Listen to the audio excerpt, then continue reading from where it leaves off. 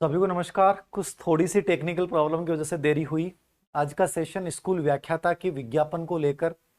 यद्यपि आप लोगों की जो मेरे पास कमेंट्स आए हैं, टिप्पणियां आई हैं, वो पहली टिप्पणी यही थी कि सर ऊंट के मुंह में जीरा। हम उम्मीद कर रहे थे 8 से 10 हजार पदों पे स्कूल व्याख्याता की भर्ती आएगी और ये मात्र 2202 पदों पे भर्ती आई है। क्या 2202 पदों के अकॉर्डिंग क्या प्रिपरेशन करें, कैसे करें, एक अजीब सा डर लग रहा है। क्या होगा, कैसे होगा? आज के इस वीडियो के माध्यम से प्रयास करूंगा कि आपकी जितनी भी तनाव है उसको कम करने का, और बड़े व्यवस्थित तरीके से इसको सुनिएगा और जो चीजें मैं बोल रहा हूं उसको फॉलो कीजिएगा। देखिए, सिलेक्शन के लिए सबसे इंपॉर्टेंट चीज होती है कोई मकसद होना चाहिए। 2202 पदों का विज्ञापन आना आपके सामने एक मकसद है। यद्यपि मैं बहुत लंबे टाइम से कह रहा हूं कि वैकेंसियां सब आनी है, यद्यपि स्कूल व्याख्याता की अभी डीपीसी हुई नहीं है।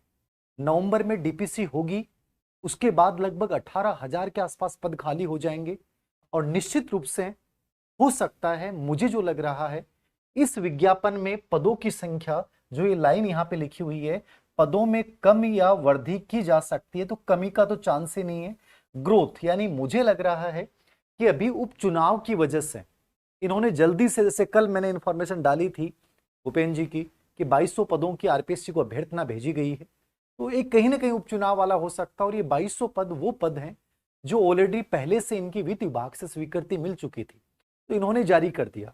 अब ये कर सकते हैं मे बी कि इसमें पदों की वृद्धि की जा सकती है, या हो सकता है कि 1 2 3 महीने बाद नया विज्ञापन आ जाए। स्कूल व्याख्याता के पद बहुत लंबे समय तक खाली नहीं रह सकते, क्योंकि मैंने पहले भी बोला है, स्कूल एजुकेशन में सबसे इंपॉर्टेंट पद है तो आरपीएस स्कूल लेक्चरर है। 8 से 10 हजार पद पे भर्ती जरूर आनी है। अब वो इसमें जोड़ते हैं कि नहीं आनी है, वो राम जाने। मैं आपको एक ही चीज कहूंगा, पद कितने भी हों, DSSB, KVS, EMRS में पदों की संख्या बहुत ज्यादा नहीं आती है।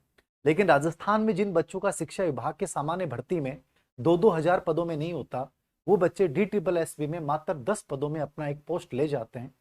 आपका मकसद, आपका नजरिया, आपका पढ़ने का तरीका, आपका रूटीन उसी के अकॉर्डिंग होना चाहिए कि मैं एक बार अच्छे से प्रयास करूं, मेहनत करूं। सिलेक्शन होना या ना होना एक बहुत अलग चीज है, लेकिन पदों की संख्या को देखकर और पहले से निराश हो जाऊं कि युद्ध भूमि में गया हूं और कौरवों को देखकर अर्जुन जो है वो बड़ा हार मान बैठा मन से, वो स्थिति ना लाएं। आपको पॉजिटिविटी के साथ चीजें करनी है। और 100% मैं मानता हूं कि यदि एक बच्चा एक सटीक दिशा में, एक टीचर की बात पे जिस पे उसे विश्वास है और एक अच्छा रूटीन जीता है, तो 20 पोस्टों में भी अपना सिलेक्शन ले सकता है। हमारे टाइम तो इतनी वैकेंसी आई थी।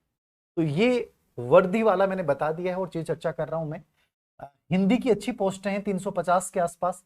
इन पोस्टों में विशेष बात ये थी कि पिछली भर्ती में जो पद खाली रह गई, जैसे पॉलिटिकल साइंस का पेपर बहुत हार्ड आया तो उसमें पद खाली रह गए, तो बैकलॉग को भी जोड़ा गया है। तो आप ये मान के चलिए कि वैकेंसी बढ़ेंगे जरूर, इसमें बढ़ जाए या नया विज्ञापन आ जाए, कम से कम 8 हजार का विज्ञापन और आएगा। तो मेरा ये कहने का मतलब है, इसको अपना मकसद मान के, इसको अपना लक्ष्य मानकर बहुत गंभीरता के साथ अच्छे से प्रिपरेशन कीजिए कि मान लीजिए यदि इसके अकॉर्डिंग आपने बहुत अच्छे चीजों को मेंटेन कर लिया, तो आगे जो पोस्टें आएंगी उनमें तो 100% हो ही जाएगा। हो सकता है इसमें ही हो जाए, तो डरने की आवश्यकता नहीं है। इंग्लिश के अंतर्गत 325 पद हैं। अब इसके अकॉर्डिंग बाकी देख लीजिएगा आप, ठीक है। नॉर्मली हिंदी इंग्लिश में ठीक पद हैं। उर्दू में 26, पंजाबी में, राजस्थानी में इतने आते हैं 7, हिस्ट्री में 90 पद हैं। हिस्ट्री वाले बच्चों को निराशा हुई होगी, लेकिन मैं कहता हूँ कि हमारी जब वैकेंसी में स्कूल लेक्चर लगा था उसमें इतने ही पद थे। तो आप इसको भी अच्छे से कीजिए, आराम से हो सकता है। बस कोशिश कीजिए कि सेल्फ स्टडी को बेस बनाइए, अपनी उन कमियों पे वर्क कीजिए, अच्छे से रूटीन बनाइए। घबराने की आवश्यकता नहीं है। पॉजिटिविटी, पेशन और पेशेंस, ये जो ट्रिपल P वाला कॉन्सेप्ट है, इसको साथ लेके चलेंगे तो चीजें बड़ी आसान हो जाएंगी। बाकी सफर मुश्किल नहीं है जितना आपको इसको देख के लग रहा है।